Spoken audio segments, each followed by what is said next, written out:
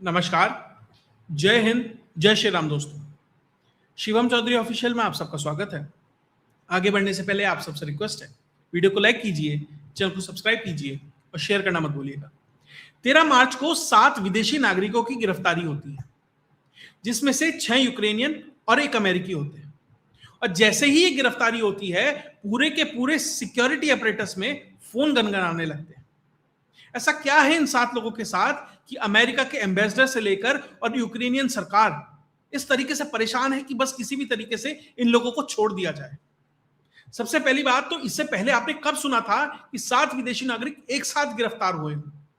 उसके बाद जिस तरह की तत्परता इनको छुड़ाने के लिए है, तो दरअसल पीछे का खेल है क्या?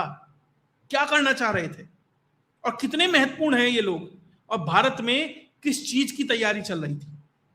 और साथ ही क्या भारत ने इनके लिए एक बेहतर ट्रैप ले किया था जिसमें ये आकर फंस गए हैं, या खेल कुछ और है? और साथ ही भारत के अंदर 2000 यूक्रेनियन मर्सनरीज घुसे, तो वो गए कहां? आज क्या स्थिति है उनकी? इन सभी विषयों पर चर्चा होगी। पहली बात मैथ्यू वैन डाइक की। 7 लोग गिरफ्तार हुए, 6 यूक्रेनियन है, उसमें से 1 अमेरिकी है, इसका नाम मैथ्यू वैन डाइक है। उसके बारे में सभी ने इतिहास बता दिया। सीआईए का एजेंट है, किस किस देश में उसने एज अ मर्सनरी काम किया है, उसकी संस्था है, सब कुछ है। देखिए, इस व्यक्ति को अपने ऊपर इतना कॉन्फिडेंस था, इसको यह लगता था कि मुझे कोई छू नहीं सकता है। और क्यों ना हो कॉन्फिडेंस, जब ये इराक के अंदर गिरफ्तार हुआ तो अमेरिकी सरकार ने मात्र 48 घंटे के अंदर अंदर 2009 में इसको वहां से छुड़वा दिया। जब ये अफगानिस्तान के अंदर पकड़ा गया तो अमेरिका ने बाकायदा इसके लिए प्लेन भेजा इसे छुड़ाने के लिए। यानी किसी के गंदे काम को ये निपटाने का काम करता है, किसी की गंदगी तो साफ कर रहा है ना, ये किसी के लिए काम कर रहा है, बड़ा मर्सनरी है। तो निश्चित तौर पर जो बड़े लोग हैं वो इसके पीछे हैं। और वही कॉन्फिडेंस था इसे कि भैया भारत में आऊंगा, आराम से टूरिस्ट वीजा लेके आऊंगा, जैसे चाहूंगा टहलते हुए चला जाऊंगा, मिजोरम के रास्ते जाके मणिपुर पहुंच जाऊंगा और वापस आऊंगा और आराम से निकल जाऊंगा। लीबिया में पकड़ा गया तो मात्र 5.5 महीने के अंदर निकला, इतनी हार्श कंडीशन में से जिंदा निकल आया, ये बहुत बड़ी बात है।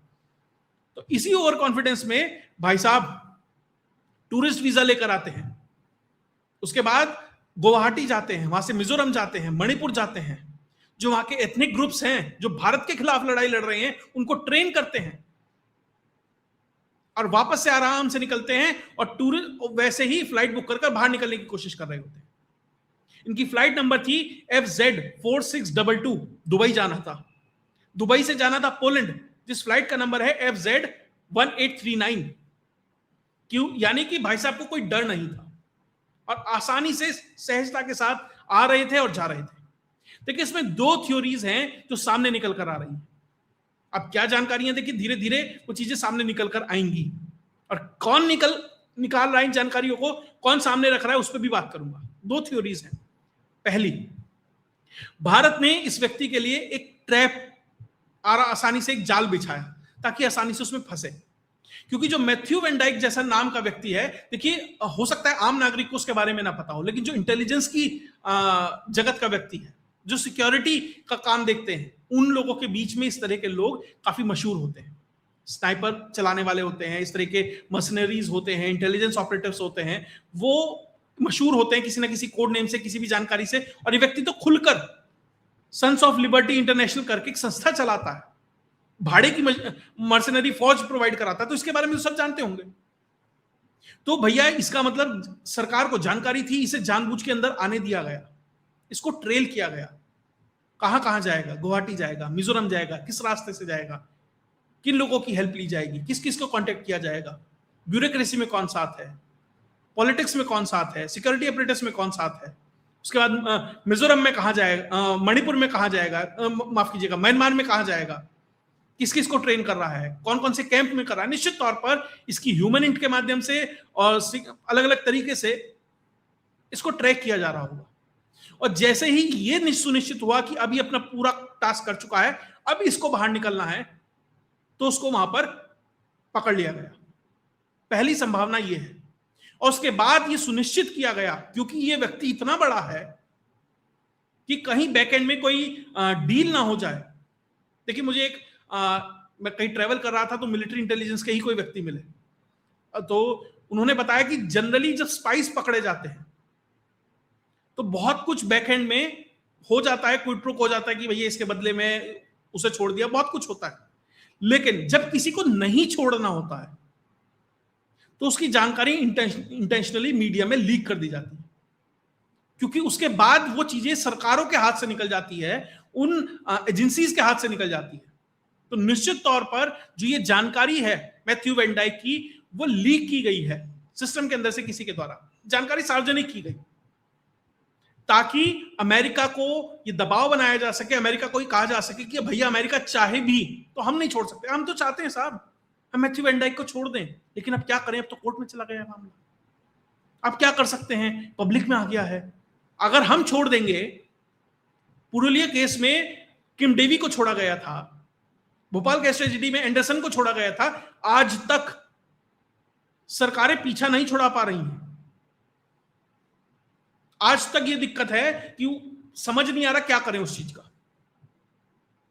तो सरकार ही कहेगी भैया हम तो चाहते थे, हम तो कुछ क्विड प्रो कर लेते, शायद निखिल गुप्ता को ले लेते या कुछ भी ले लेते। खैर निखिल गुप्ता बहुत छोटी मछली है उसके एवज में, अगर क्विड प्रो को करना भी होगा, कुछ लेन देन करना भी होगा, तो निखिल गुप्ता के लिए तो नहीं करेंगे। हाँ, लेकिन मैसेजिंग है, क्योंकि निखिल गुप्ता की जो हियरिंग है वो 29 मई को है, तो ये मैसेज जरूर दिया जा सकता है कि भैया अगर वहां से वो कुछ बोलेगा या तुम बुलवाओगे जबरदस्ती कुछ, तो भैया यहां से भी नेट बोल्ट टाइट करके बहुत जानकारियां निकाली जा सकती हैं, और जब वो सार्वजनिक होंगी तो आपके लिए भी असहज स्थिति हो सकती है। तो निश्चित तौर पर यह चीज सुनिश्चित करने के लिए कि भैया किसी भी दबाव में इसे वापस ना करना पड़े, ये जानकारियां कहीं ना कहीं से इंटेंशनली अनइंटेंशनली सार्वजनिक हुई हैं, और बेहतर है कि भैया इस तरह का व्यक्ति बाहर ना जाए। और शायद इसीलिए जो सर्गियो गौर है उसे अजीत डोवाल जी से मिलने की जरूरत पड़ी, शायद कहा, क्योंकि कोइंसिडेंस है कि जब ये पूरा का पूरा प्रकरण होता है, जब ये पूरा लाइमलाइट के अंदर आता है, तब जाकर सर्गियो गौर अजीत डोवाल से मिलते हैं और क्या ट्वीट कर रहे हैं कि एक एक्सट्रीमली फ्रूटफुल मीटिंग हुई है national security adviser Ajit Doval ji से, जिसमें क्रिटिकल सिक्योरिटी और जियोपॉलिटिकल इश्यूज को डिस्कस किया गया और कोऑपरेशन, स्ट्रेटेजिक कोऑपरेशन की बात की गई भारत। अच्छा, अब तक तो टैरिफ लग रहा था, सब कुछ हो रहा था, और अचानक से एक हाई प्रोफाइल मछली पकड़ी जाती है जाल के अंदर, आपको सब याद आने लगता है, स्ट्रेटेजिक कोऑपरेशन भी याद आने लगता है, क्रिटिकल सिक्योरिटी भी, जियोपॉलिटिकल इश्यूज भी, सब याद आने लगते हैं। और ये किस हद तक भारत के अंदर इन्फिल्ट्रेट करने का प्रयास था, या ये किस हद तक काम कर रहा था, आप इस बात से समझिए जो क्रिश्चियन पेशर्स हैं, जो पादरी होते हैं ना, उनसे मुलाकात की जा रही थी। पूरा नॉर्थ ईस्ट का प्रोजेक्ट चल क्या रहा है, पहले डेमोग्राफी चेंज कीजिए, फिर उनकी एलिजियंस चेंज कीजिए, फिर वहां की डेस्टिनी चेंज कीजिए, और फिर वहां के नक्शे चेंज कीजिए। यही तो हो रहा है ना। भारत में एक इटली से एक महिला आती है, और उसके आने के बाद इस सिस्टम में अचानक से नॉर्थ ईस्ट में कन्वर्जन का रैकेट फल फूलने लगता है, और जो आबादी कभी आजादी के समय जिन राज्यों में 90% हिंदू होते थे, आज वहां 90-95% क्रिश्चियन हो गए हैं अचानक से। और उसके बाद वहां पे नार्को भी आ जाता है, वहां वेपन भी आ जाते हैं, वहां पे इंसर्जेंसी भी आ जाती है, सब कुछ होने लगता है। और अब उसके ऊपर ये लोग कैपिटलाइज कर रहे हैं कि वहां पर एक नया देश बनाया जाए, और उसे इंजाम देने के लिए इस तरह के लोगों को लाया जा रहा है। और क्रिश्चियन पास्टर किस तरीके से काम करते हैं, ये व्यक्ति, एक पास्टर है विलियम डेवलिन, उसके संपर्क में था, फुटेजेस सामने आई हैं उससे बातचीत करते हुए की। अभी कुछ लगभग पिछले साल एक व्यक्ति पकड़ा गया था जिसका नाम है, वो प्रीचर है डैनियल स्टीफन कॉर्नी, नेपाल में इसको गिरफ्तार किया गया था। ये क्या कर रहा था, ये बुलेट प्रूफ जैकेट, ये आपका ड्रोन्स, सारे कुकी रेबल्स को प्रोवाइड करा रहा था। भैया तुम्हारा काम तो जीसस की बात को पहुंचाना है, तुम पहुंचा रहे हो ड्रोन्स और पता नहीं क्या क्या। ये सब लोग एज अ ऑपरेटिव काम करते हैं उस डीप स्टेट के लिए, उन एजेंसीज के लिए जिनके हित यहां पर सधते हैं। और बहुत आसान होता है एक धर्म का लबादा उड़कर आने के लिए कि भैया हम तो प्रीचर हैं, हम तो पास्टर हैं, हम तो फला हैं, हम तो ह्यूमैनिटेरियन एड के नाम पर आए हैं। एक महिला आई थी ना यहाँ पे, उसे नोबेल प्राइज भी मिला था, और वो कलकत्ता में थी, उसने एक संस्था खोल ली थी, नाम नहीं लेना चाहिए, लेना चाह रहा। तो क्या इसके संपर्क में भी था? इन दोनों के संपर्क में भी था आपका मैथ्यू वैन डाइक, निश्चित तौर पर जांच होनी चाहिए। और जो ये कॉर्नी साहब हैं, इन्होंने तो आंध्र प्रदेश में एक महिला से शादी भी कर ली थी और वहां रह रहे थे। 2016 में डिपोर्ट करना पड़ा कन्वर्जन एक्टिविटीज के लिए, और वापस से फिर मणिपुर और मिजोरम में ये काम कर रहे थे, और वहां नेपाल के अंदर इनकी गिरफ्तारी होती है। तो किस तरीके से ये नेटवर्क और ये सब कुछ काम करता है, बहुत ही सोफिस्टिकेटेड वेल नेट नेटवर्क है। और जब इसको आप पकड़ने की कोशिश करते हैं, इसको उखाड़ने की कोशिश करते हैं, तो यूएस और यूक्रेन कहते हैं भैया इन्हें काउंसलर एक्सेस दिया जाए, काउंसलर एक्सेस। यूक्रेन ने तो कहा कि भैया ये तो भारत और जो यूक्रेन जो फ्रेंडली नेशंस हैं उनके बीच में रशिया लड़ाई लगवाना चाहता है, इसलिए उसने गिरफ्तार करवाए। वो तो बहुत सज्जन व्यक्ति थे, 6 के 6 बहुत अच्छे थे, ऐसे ही पकड़वा दिया। मतलब मूर्ख लिखा है क्या कहीं? जिस तरीके से आप कन्वर्जन एक्टिविटी कर रहे हैं, आप मिलिट्री ट्रेनिंग कर रहे हैं, सब कुछ कर रहे हैं, और साफ दर्शा रहा है, और जब पकड़े जा रहे हैं तो जो टॉप लीडरशिप है वो बचाने आ रही है, इसका मतलब निश्चित तौर पर कहीं ना कहीं कुछ ना कुछ बड़ा काला है दाल के अंदर। और जो दूसरी थ्योरी सामने निकल कर आ रही है वो ये है कि भैया जिस तरीके से गेम प्ले चल रहा है म्यांमार के अंदर, इतने सारे संगठन हो गए हैं, वहां पे भारत भी है, इजराइल भी है, रशिया भी है, अमेरिका भी है, चाइना भी है। वो एक बैटल ग्राउंड बन गया है। कौन सी संस्था किसके साथ जुड़ी है कह नहीं सकते, सिर्फ यह है कि लेना देना है, भैया पैसा दो और तमाशा देखो। कहा यह जा रहा है कि भैया ये सब लोग वहां पहुंचे, और जिस तरीके से इन्हें ट्रेनिंग देनी थी कुछ उन ग्रुप्स को जो लड़ते जुंता के खिलाफ, जो लड़ते चाइना के खिलाफ, लेकिन इनकी जो ट्रेनिंग थी वो ऐसे संगठनों को भी दी जाने लगी जो भारत के खिलाफ आकर खड़े हो गए थे। मतलब आप डुअल यूज कर रहे थे अपनी कैपेबिलिटीज का, अपनी एक्सपर्टीज का। आपको करना कुछ और था, आप कर कुछ और रहे थे। जब तक आप वो कर रहे थे तो बहुत चीजें नजरअंदाज की जा रही थी, क्योंकि आप उस एरिया से चाइना को कमजोर करना चाह रहे हैं, निकालना चाह रहे हैं। देखिए बहुत चीजें हैं, बहुत अगर आपके हित में बहुत चीजें हैं तो आपको कई जगह आंख बंद करनी पड़ती है। अब तालिबान है, भारत के पक्ष के लिए बात कर रहा है, तो आपको अफगानिस्तान में क्या हो रहा है उसकी बहुत सारी चीजों के लिए आंख बंद करनी पड़ेगी। बहुत मॉरल हाई ग्राउंड लेने की कोई जरूरत नहीं है, इंटरेस्ट की बात होती है। आपके इंटरेस्ट सद रहे हैं तो आप कहीं जगह चुप हो जाते हैं, शांत हो जाते हैं। लेकिन जब वही दो धारी तलवार की तरह काम करने लगे तो निश्चित तौर पर फिर भैया कुछ ना कुछ करना पड़ता है। और ऐसा ही कुछ हुआ जब पिछले साल जो मिजोरम के सीएम हैं उन्होंने कहा, जो लालदुहोमा, उन्होंने कहा कि भैया 2000 जो विदेशी नागरिक हैं और संभवतः 2000 यूक्रेनियन वॉर वेटरन्स हैं, वो मिजोरम के रास्ते म्यांमार में जा रही हैं। यानी वो मिजोरम में एंट्री हुई जून 2024 से दिसंबर 2024 के बीच में, लगभग 6 महीने के अंदर 2000 लोग वहां पहुंचते हैं, मिजोरम का रास्ता अपनाते हैं और वो म्यांमार के चिन स्टेट में पहुंच जाते हैं, उनको ट्रेनिंग देने के लिए, सब कुछ करने के लिए। और उनके पास ये रीजनेबल इनपुट है, इंटेलिजेंस है कि इस कॉरिडोर का इस्तेमाल किया जा रहा है। सबसे पहली बात तो जो मुख्यमंत्री साहब हैं उनके पास जो ये एक्शनेबल इंटेलिजेंस आया होगा, जो ये जानकारी सामने आई होगी, निश्चित तौर पर सेंटर की जानकारी के बिना उनके पास नहीं आई होगी।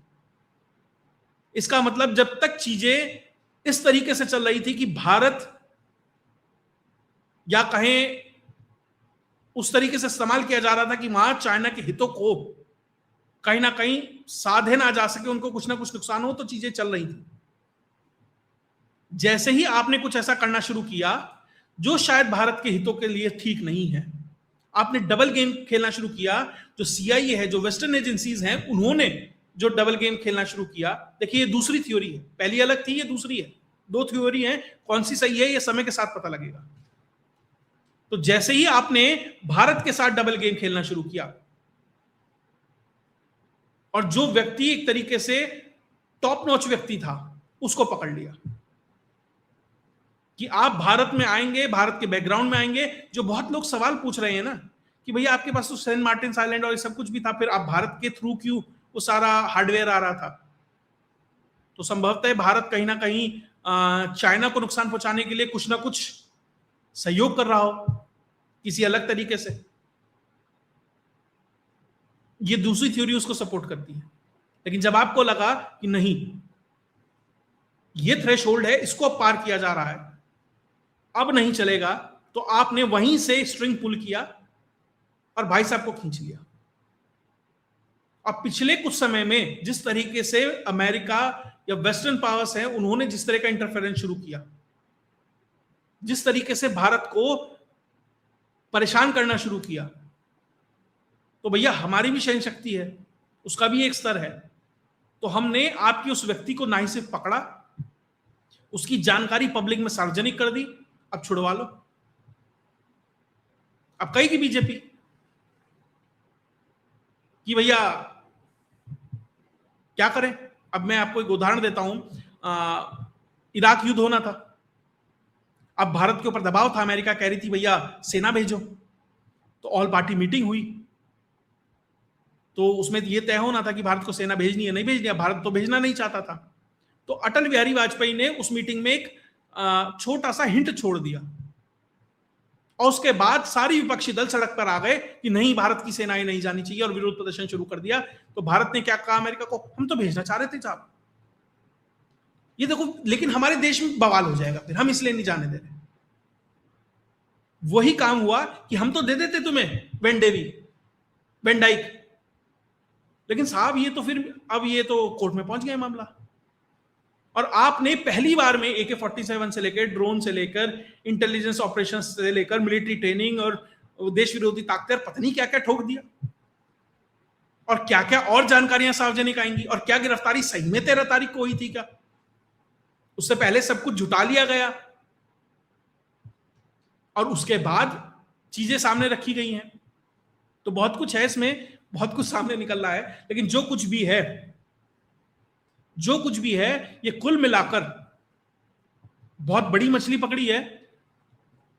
बहुत से अभी कहा जा रहा है कि इस जो ये वाली खेप है, इसमें 14 यूक्रेनियन थे, 7 तो ये पकड़े गए हैं, अभी 7 यूक्रेनियन और हैं जो कहीं घूम रहे हैं, जो कहीं है, संभवतः देश से बाहर चले गए हो या कहीं भी हो, उनकी भी ढूंढ चल रही है।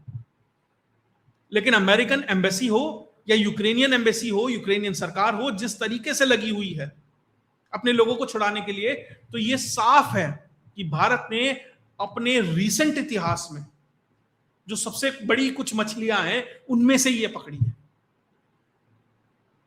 भारत के नॉर्थ ईस्ट में एक बड़े गृह युद्ध की तैयारी थी, भारत को डबल क्रॉस करने की तैयारी थी, या क्या और तैयारियां थी ये तो एजेंसियां बताएंगी। लेकिन जो ये दो थ्योरियां हैं जो ऑलरेडी फ्लोट हो रही हैं, मुझे लगा ये आपके सामने रखनी चाहिए। अब इसमें से क्या निकल के आएगा, शायद कहीं भी निकल के भी ना आए, लेकिन किस तरीके से जो इंटेलिजेंस का जगत है वो काम करता है कि आप आज किसके साथ हैं, कल किसके साथ हैं, सिर्फ हित होते हैं और कुछ नहीं होता है। और उतना ही गंदा ये पूरा का पूरा सिस्टम होता है सिक्योरिटी का, इंटेलिजेंस का, स्पाइंग का, स्पिनॉज का। बहुत फैसिनेटिंग लगता है पिक्चरों में देखकर, लेकिन अंदर जो होता है ना, वो बड़ा खतरनाक होता है। खैर, इसमें और जो डेवलपमेंट आएगी वो भी आपके साथ लेके आता रहूंगा। अगर आपको ये वीडियो विश्लेषण अच्छा लगा तो वीडियो को लाइक कीजिए, चैनल को सब्सक्राइब कीजिए और शेयर करना मत भूलिएगा। जय हिंद, जय भारत।